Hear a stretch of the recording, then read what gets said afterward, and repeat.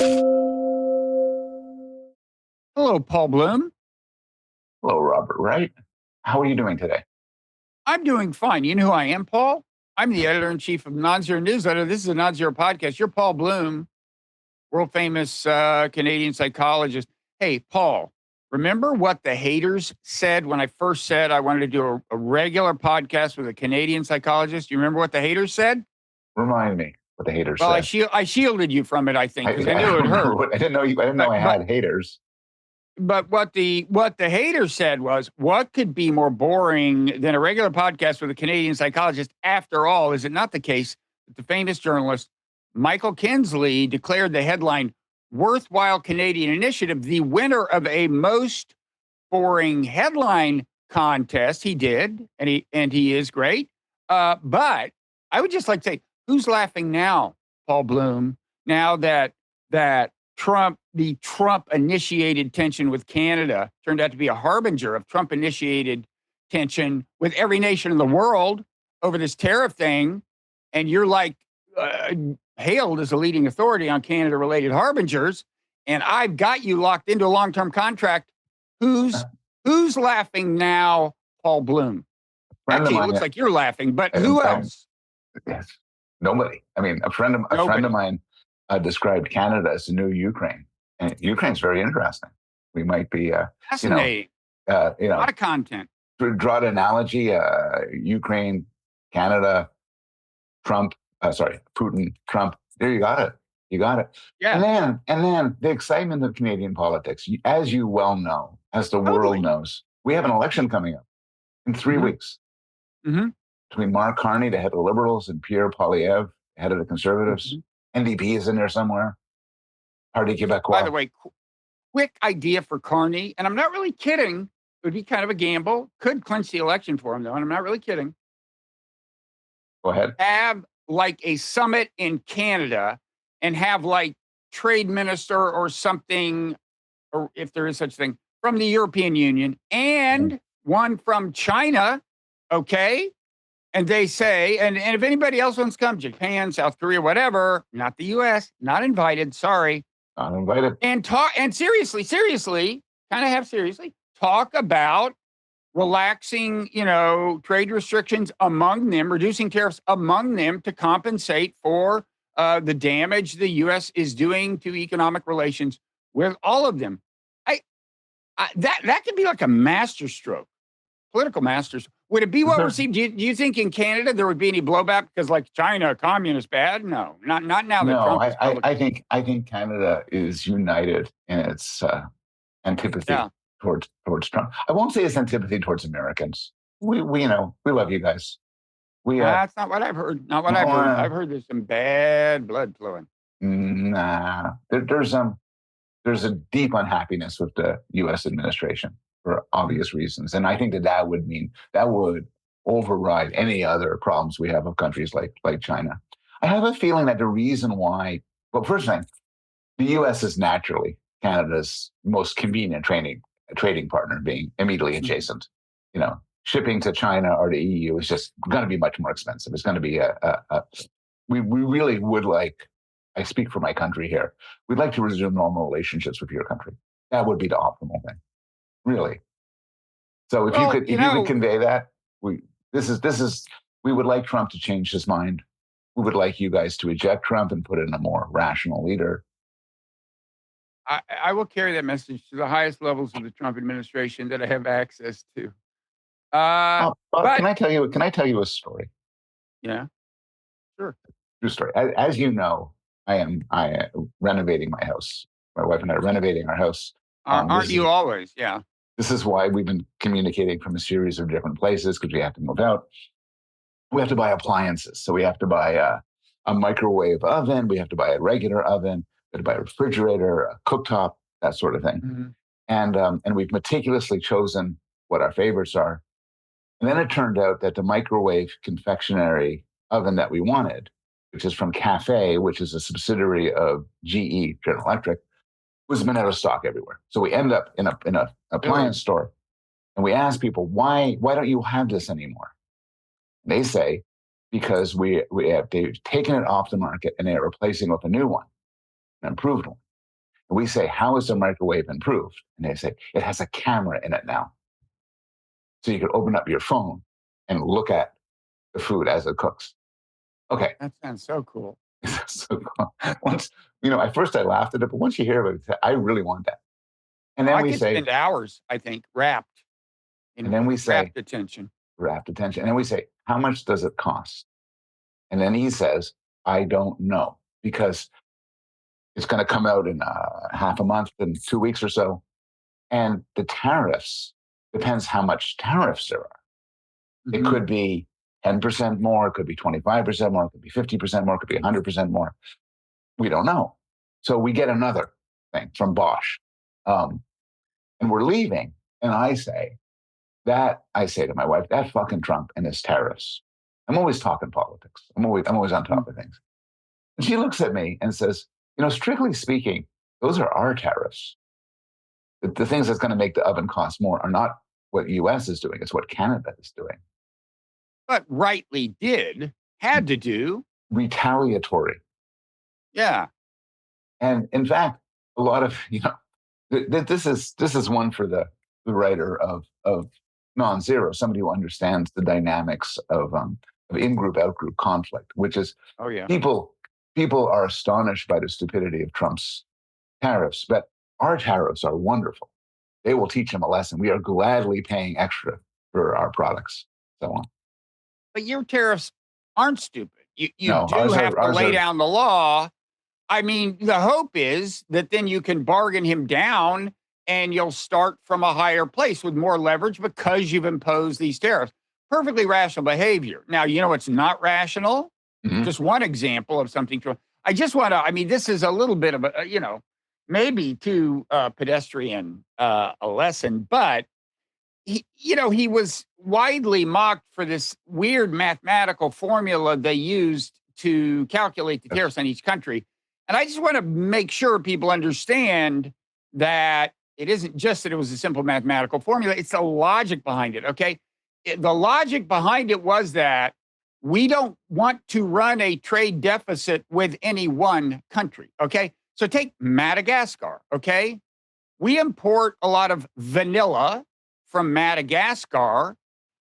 They have a per capita income of like $500. They're not going to import a lot of stuff from us. It's a very poor country. Yes. But from our point of view, the rational thing to do is, look, you get vanilla wherever it's cheapest, and then you export to countries that can afford to buy your stuff. And what you hope is that you run a surplus with them, you run a deficit with others, and it all balances out. Now, as it happens, the U.S. has an aggregate trade deficit. So, yeah, you would like to change something.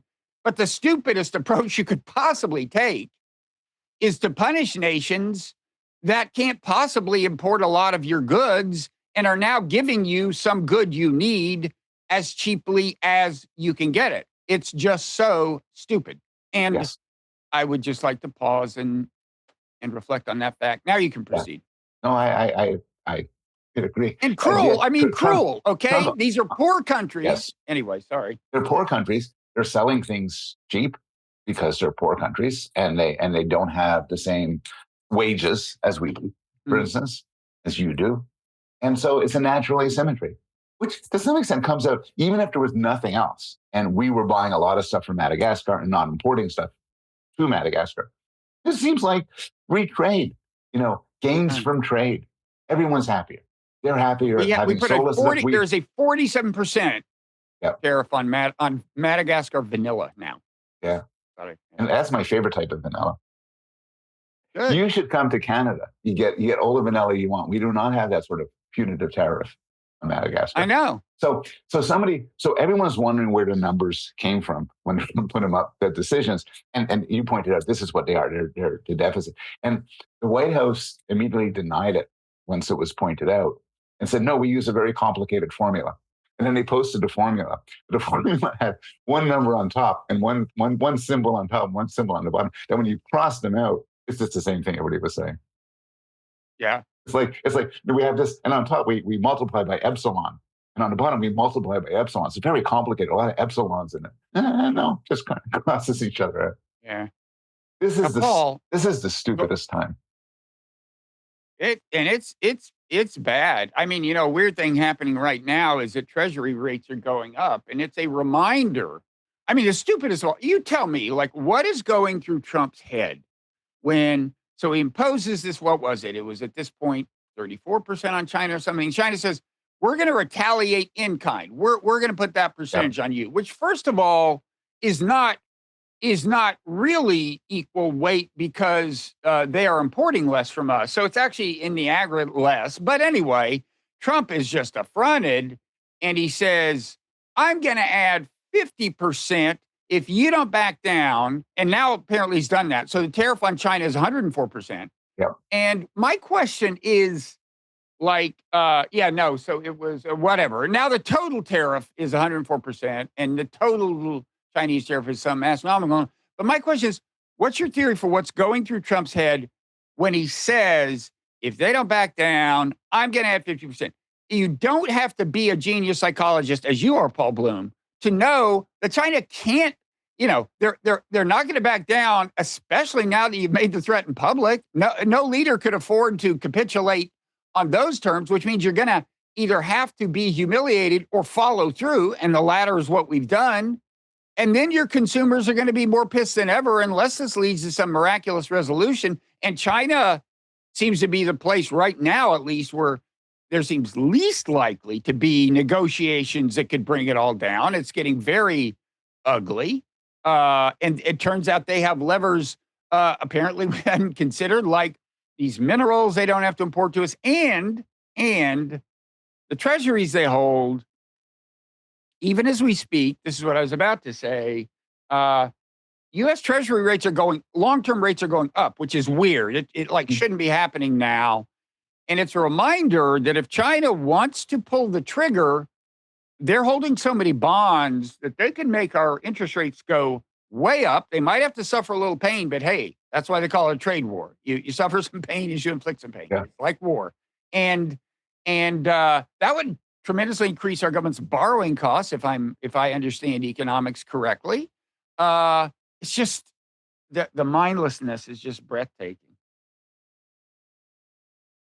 I'm a trained psychologist, but I've long given up to try to fully discern what's going on in Trump's head. I think part of it is he has a novel and unusual theory of economics, where the idea is that tariffs will bring in tons of money. Maybe they'll bring in so much money we no longer need taxes. And who doesn't like a good tax cut? That is part of their logic. Although, of course, as people pointed out, a lot of it winds up being a tax on American consumers. Yes. Trump seems, I mean, I'm not sure exactly what he's supposed to say given that he caused it, but he seems sort of not fully shamed by an enormous collapse of the stock market, which, as somebody who has some money in the stock market, I'm not delighted by.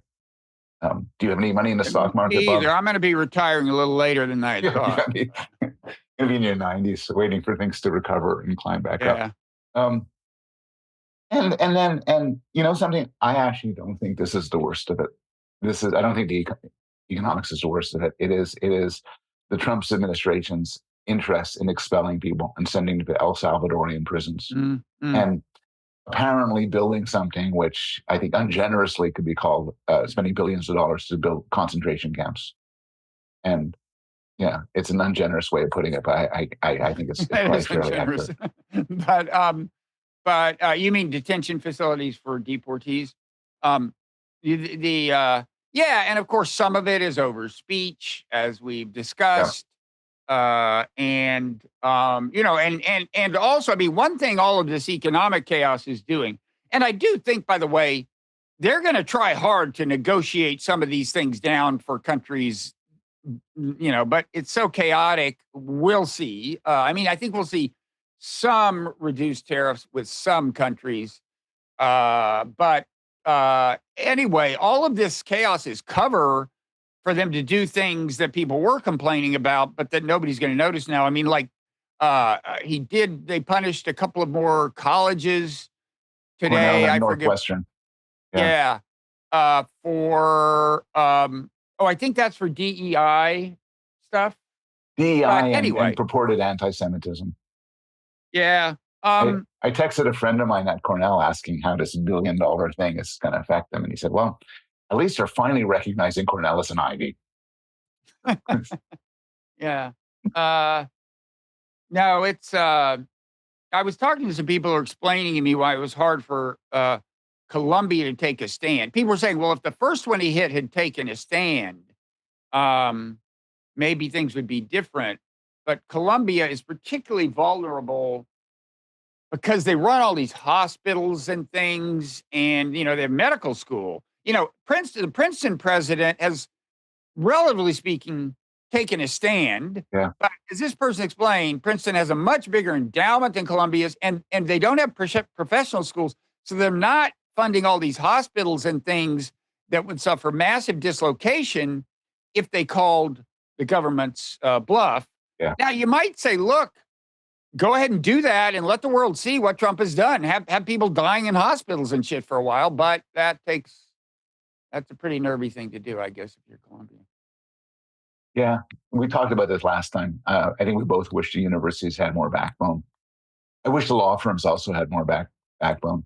With some prominent law firms, just and in some way, it's if the Biden administration had done things like threatened to destroy law firms that represented conservatives, there'd be blood on the moon. Like, can you imagine people just say, "Well, I guess that's fine," and the amount of shock at such a fascist mode of doing business, the Republicans would have been rightfully outraged.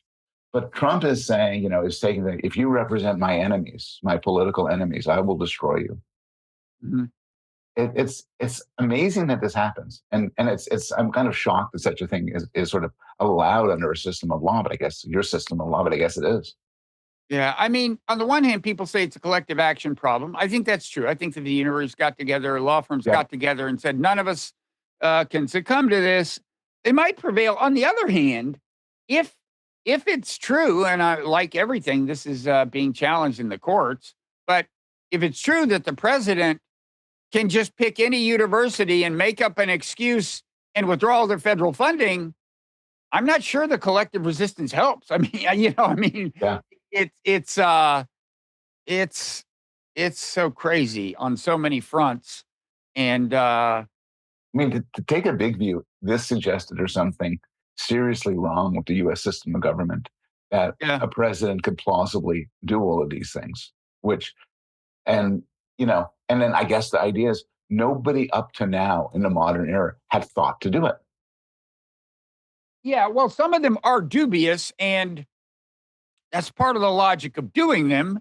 There is this movement among a lot of Republicans to affirm this unitary theory of the executive, which would give the president more powerful than he's currently acknowledged to have. And so they want these things to go to the Supreme Court, and they're hoping to prevail. I had Jack Goldsmith on a while ago, and he, legal scholar and former Bush administration official. And, he said, although there is real sympathy among at least 4 of the justices for the unitary theory, and maybe the 5th, Amy Cohen Barrett, they're not sure. Trump's making it hard on the supporters of unitary theory by illustrating the perils of giving the president a lot of power. What if you have a crazy guy? Maybe crazy's too strong, but just an incompetent buffoon who's not even pursuing his own. Tariffs are a perfect example. He's not even clear on which motivation he's serving of the various rationales for tariffs. Do they want to just build this huge wall and eventually get countries to build factories here? Do they want to crash the value of the dollar? Or are these tariffs just bargaining chips? I doubt that's straightened out of his own head. But in any event, whatever motivation you conjecture is the primary one, he's not even doing a good job of serving that. And so, what happens when you have a guy like this? And bad things. And if the Republicans aren't going to be principled about this, they could at least look forward to 4 years in the future, potentially, or 8 years in the future, when there's a Democratic president. Yeah, right. Right. Woke president. It would be a sort of rough justice if Cory Booker came in and shuttered conservative law firms and brutally penalize conservative leaning colleges and universities, and just said, this is payback. Yeah. And then that's what you'll get as a country. Yeah. You are getting some dissent within Republican circles for this. I mean, non-trivially. I mean, you got I think the Senate actually passed a bill because 4 Republicans or so crossed over. It had to do with Canada, I think. Now, the House is going to dodge having to even deal with it, I think. But it was actually Canada friendly, and then on the tariffs thing. And then there was, I think, 7 crossed over Republicans who have voiced support for some other tariff-related bill. And then, this is why I'm so happy to have a psychologist on. I want you to answer this question for me. I'm ready, Bob. So, Peter Navarro is this. He may be a genuine nut job. He is or as your man Elon Musk calls him, Peter Retardo. Peter Retardo. Elon is so clever, because Retardo sounds kind of like Navarro. So that was like, I hope he didn't have to resort to an AI for that one. I hope the he sharp wit of a nasty 11-year-old. But that leads to the question I have for you. Okay. So there's a split. Navarro is behind the most draconian motivation. It's like build the wall. And I think maybe he wants to crash the dollar. Who knows? But anyway, so there's a split. Musk is anti-tariff. My question for you is, so Musk wrote that Navarro is, quote, dumber than a sack of bricks. Now, as you may recall, Steve Bannon, shortly before being asked to leave the White House, was quoted by a journalist as saying that Ivanka Trump, I think I just, no, I didn't. Ivanka Trump was, quote, dumb as a brick. Okay, now, my question to you is, which is dumber, a brick or a sack of brick? Like, are we attributing some increment of positive IQ to bricks? Or what? It's a good metaphysical question. If you Thank you. if you stipulate a brick is dumb, is 100 bricks smarter? Yeah. Or equally dumb, or even dumber? I think Musk followed up with a tweet saying that this was an insult to bricks, further complicating these issues. He said it's unfair to bricks, and he apologized to bricks. To bricks. And the White House spokesperson said about this, boys will be boys, and we will let their public sparring continue. She also said something about how this just shows that the administration is open to like dissenting views and constructive dialogue among debate. If there's one thing everybody agrees about the Trump administration is its openness to dissent. Yeah. No, I think he's. So I haven't fully followed this. Is Musk unhappy about the crashing of the stock market? Is that what's motivating him? I know one part he's unhappy about. The letters TSLA on the market ticker, which are down, way down. But that's largely unrelated to the tariffs. In fact, Tesla, as I said last time, is better positioned than most car companies to withstand the tariffs because more of the cars they sell to Americans are made here. But I mean, they'll probably suffer in China in untold ways. I don't know. Because for one thing, there's sheer nationalism. I mean, the Chinese people, I think one thing Xi Jinping is probably feeling right now is like, you want to have a showdown about whose society is stronger, which society can withstand this? I'm betting on us. And I think he's right. And people will say, well, yeah, he's an authoritarian and blah, blah, blah. And of course, he is an authoritarian. But I think more of China's political cohesion than we realize is at the moment coming from genuine nationalism, or you could call it patriotism if you were Chinese. And there's probably going to be a voluntary turning against iPhones and Teslas and things made in America generally. So we'll see. I mean, there's a similar one of the odd, Trump's actions have had some very unanticipated effects, particularly at least in Canada. It was an enormous boon to the Liberals, who may now win after being, in the 1% odds of success. It has brought Canada together. Even Quebec, apparently in Montreal, are waving Canadian flags and everything, and being super patriotic. And the Quebecois have had little time for the rest of Canada, but this has brought us together as a country. And I do not see many Canadians running out to buy Teslas. And it would be ironic if all the money Musk spent to get Trump elected, then all the power he accrued, this extraordinary amount of power, often used for corruption, ended up being a money loser for him. Tesla tanks both because of what Trump is doing to the economy and because now people, really hate Musk and don't want to buy his product. It would be an ironic. I think in the U.S., Tesla sales are only slightly down because Blue America's kind of de facto boycott of them is compensated for to some extent by Red America's buying them, but they are down. And in Europe, they're just way down. I mean, it looks like a very significant problem for him. I said this last time, and I do think it's true, which is there's an asymmetry. I can imagine not buying a car because I don't like the guy who runs the company. I'm not sure I would imagine going out and buying a car because I do like, or I protest against the cancellation of this guy. Yeah, I suspect that part of the Trump base is limited. Yeah. I mean, besides a certain amount, the Musk fanboys already owned Teslas and they own the stock. I mean, the stock is absurdly overvalued even now if you look at the fundamentals.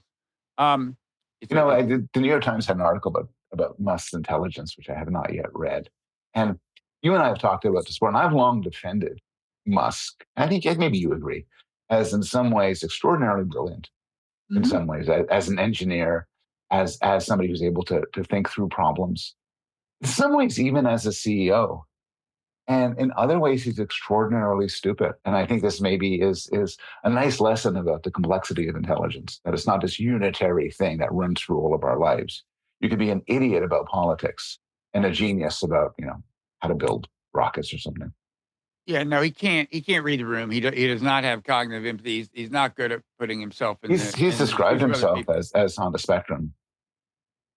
Yeah, and that tends to be correlated. The theory of mind capacity of your mind to put yourself in the shoes of other people. A deficit in that is to some extent correlated with being on the spectrum, and it seems to hold in his case. Yeah. Talk about incest.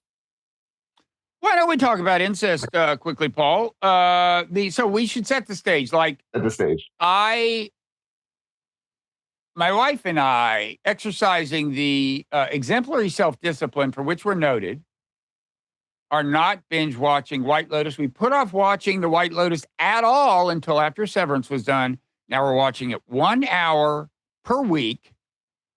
And so I'm only 2 episodes into it, and I don't want any plot spoilers, but you already, in an email, did a kind of generic plot spoiling for me. And if there's anybody else in my shoes, maybe you should just go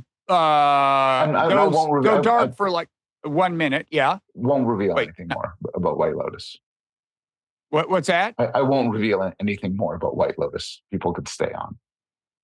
So I want to okay, but I think we need to make the topical connection, and this is where, well, I don't know how to handle this. Let's just say at a generic level, it's possible that something incest related will happen in White Lotus. If you're like me and you're 2 episodes in, you can guess in a broad sense who's the candidates for the incest. This will happen, but you don't know which individual people might be involved. Or exactly how, and so, and I don't want you to tell me. And importantly, relevant to our discussion, we're not talking about an adult and a child. These are 2 consenting adults. Paul, you're narrowing it down. Stop. You're like spoiling the plot more with everything you say. Just stop. Okay, two complaints about you. First, there's something deeply antisocial about you not watching the show at the same time everyone else is watching the show. Like, this is escalating. This is escalating. Did I hit a sensitive nerve, Paul? The second thing is, look, you consume a fair amount of media and you're on social media. I think you're being a bit coy and saying you have not encountered them. It's in headlines in the New York Times. Really? You know what I do on Twitter? First of all, Twitter is dying by the day. Does Twitter seem like it's getting deader and deader to you like every week, or is that just me? You know something? I'm was focusing more on Blue Sky, but I'm going to focus on Substack because my understanding is if you do a lot on Substack notes, that's the way Mhm. to get an audience and followers. We're moving in that direction. We've got a Yeah, growing Substack notes emphasis in our vast social media apparatus. yeah. Several of our social media people are on that case. Your empire is shifting its focus to Mhm. Substack. Mhm. Anyway, um, the case of consensual adult incest between, say, two sisters, or a sister and a brother, or two brothers, say, um, Okay. is has played an important role in the study of moral psychology. And Jonathan Haidt, who you might know from other things, gets a lot of credit for this. He wrote an article a long time ago where he set up this hypothetical example, which proven very famous in the field. It goes something like Julia and Mark are sister and brother. They're on vacation in France. Um, they're at home. They have nothing to do. It's late at night. This night would be fun and interesting to have sex. Julie uses plenty of contraception. She's on a pill. They use a condom. They're totally no chance of having a kid. And they enjoy it very much and said, don't ever do it again. And then, have they Right. done something wrong? And many people, maybe most people, say, yeah, they've done something wrong, even though there was consent and nobody was hurt and so on. And John uses this reasonably enough to say our moral psychologies are not totally about harm and autonomy. There's also notions of purity and other moral foundations, he calls them. And so I think it's very interesting fact. In a lot of debate. So Kurt Gray has argued, no, there's a different explanation. People assume harm, even if there's not evidence for it. And I'm interested, I'm writing a Substack about that. Well, I'm interested, not so much the morality issue, but the revulsion people have. So people in this White Lotus scene said they were disgusted by it. They could barely watch it. It was deeply unpleasant. And I'm very interested in the origin of sexual disgust, with incest being one case, but bestiality, for many people, homosexuality, for many people, sex by the middle-aged or the elderly causes a sort of disgust. And you might think, being you, that there's a sort of easy evolutionary explanation for this, which is that we are pulled away from these things because they don't lead to reproductive success in the right way. That doesn't explain why Right. we're Because you're discussing. more likely to have children with Yeah, defects. In fact, Darwin himself married his first cousin. Emma Wedgwood. They did Emma have a Wedgwood. child that died at a young age, like age 1 or 6 months or a year and a half or something, but had clear genetic problems. And Darwin blamed himself. Darwin wondered. Um, Sort of digression, but I think Joe Henrich argues, or maybe a lot of people argue, that there's a big difference between societies where you marry your cousins and societies that you don't. What is that difference? I don't know, but you and I are now living in a society where we do not marry our cousins, and I think the idea is that family ties lessen, and so there's more room for autonomy, meritocracy, egalitarianism, as opposed to societies marked by more nepotistic relationships. But anyway, so why are we so disgusted by when other people have incestuous sex? And my theory, which is going to come out in a Substack soon, but I've written about this before, is that asking why this sort of sex leads to revulsion is kind of the wrong question. In general, bodies are disgusting. In general, we are repelled by sexuality. The question asked is, why are some of these okay? And those are when other emotions come in, particularly sexual arousal. So if you're, if you're aroused by somebody, then they're no longer disgusting. In non-sexual domains, you can imagine parental love. I could change my own kid's diaper, but I can't change another kid's diaper, and so on. So Mhm. that's what I'm exploring. That's what I'm thinking about these days. Well, I think, first of all, there is actual evidence that the physiology of sex involves the suppression of a Yes. disgust reflex, kind of, that you would normally feel upon encountering the intimate part of another person's body, because as a rule, only bad things are likely to happen. Precisely. uh, There's evidence that when you're sexually aroused, disgust all over just drops. Your sensitivity to disgust, like the smell of rotten meat or whatever, right. you just produce.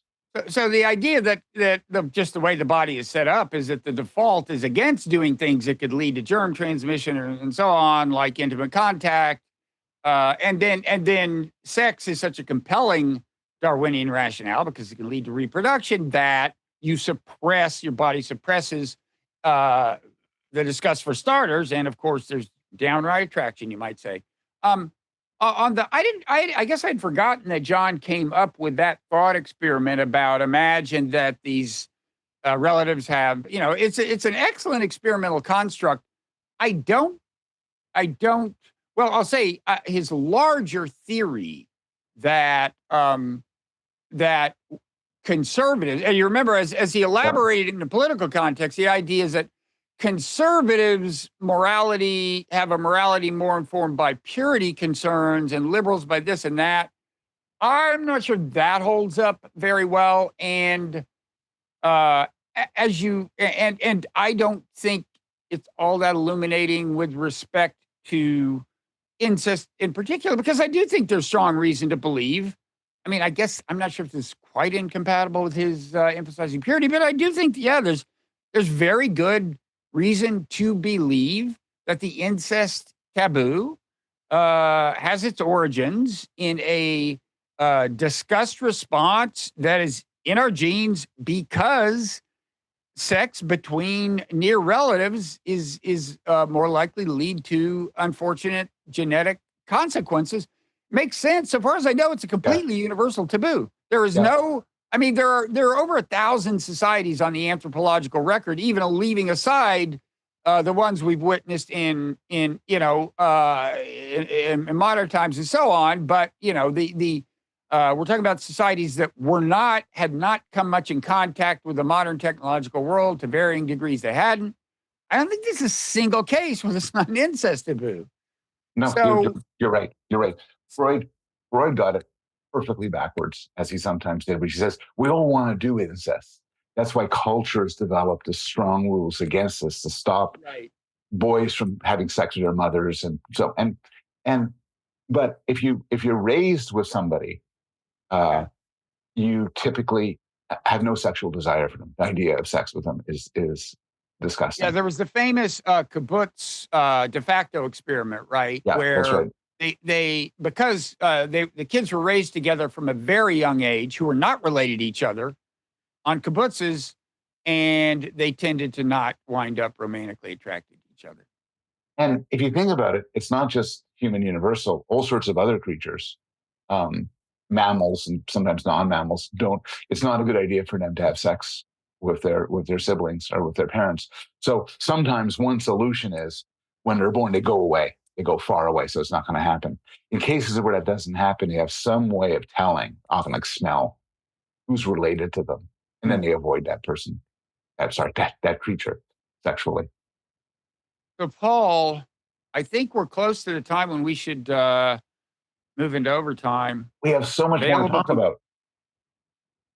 There is. That's why people are, even in hard times, even as recession looms, and even as well, especially as inflation looms, this is more of a bargain by each day. If you compare the price of this to a price of like Nike running shoes, the ratio gets lower and lower by the hour. Okay. Vanilla from Madagascar is shooting up, but our Substack prices are staying constant. That reminds me, I didn't plug your Small Potatoes newsletter at the outset as I usually do. I apologize. You noted that. Is that responsible for the bitter tone you've exhibited toward me throughout? Weirdly, I didn't note it. I've been accused of not being good at marketing my Substack and everything, and I just too proud or too. I didn't know when you decided to call it Small Potatoes. I thought that was like a big statement, like, hey, small potatoes. I thought that was a pretty thunderous declaration of your significance. I thought that was good. I realized looking at a Substack the other day, which had a title, not the Substack itself, but an article, Hot Potatoes. I shut that hot potatoes. Oh, man. Damn. Wrong potatoes. And I saw one called Zero, and I was like, oh, shit, another lost opportunity. Zero. Oh, Zero's nice. But you're the non-zero. Hey, this ties into your book. That hadn't occurred to me. Thanks. You have a foundation. Okay, one So of the things anyway, that, if you're a paid subscriber to either of our newsletters, you can watch Overtime, listen to Overtime, go to either place. Well, anyway, it's complicated, or it's complicated. It's not that complicated. go to either place, and you'll be fine. But one thing I want what to I'm talk going to about. do, look, I'm going Okay, to do a go ahead. plot spoiler. I'm Go going to ahead. do a plot spoiler in White Lotus. I think it's a plot spoiler. It's a prediction. I'm feeling good about it. I think it's a testament to my acuity or something, or something. And I think I'm going to nail it. It's a prediction. I've only watched 2 shows. Okay. It's a prediction about White Lotus. And I'm going to look away from you as I say it because I don't want my plot spoiled. I want you to just say interesting speculation, Bob. I will say that. I hope your prediction isn't that somebody's going to die. That would never happen in a White Lotus. That was No, that was tough. it isn't that. It's better than that. Okay, so I want to folks, hear that. Here's something else. we're heading. Thanks for No. We have to say what they're going to hear. No, we can't say what they're going to hear. That would give it away. If I can't say the prediction. No, but what are we going to talk about in Overtime segment? Oh, what else aside from that? What else? I just finished reading this book, Careless People. Mm-hmm. About Mark Zuckerberg and Sheryl Sandberg. Yes, exactly. The evil doings in Facebook, which I enjoyed very much. So I'll just recount 1 or 2 stories that struck me as really interesting. Will it reflect badly on one or both of them? I'm hoping so. As a matter of fact, it will. Excellent. That's bonus content. I read this review of it saying she had a non-disclosure agreement, an NDA, and the claim was the book would violate. Sure, you want to give this away for free, Paul? I'll just say to frame it. The review began by saying, "Holy shit, did that book violate the NDA?" I'm looking forward to this. What else are we going to talk about? What else are we going to talk about? We got viewer comments. We got viewer comments. We got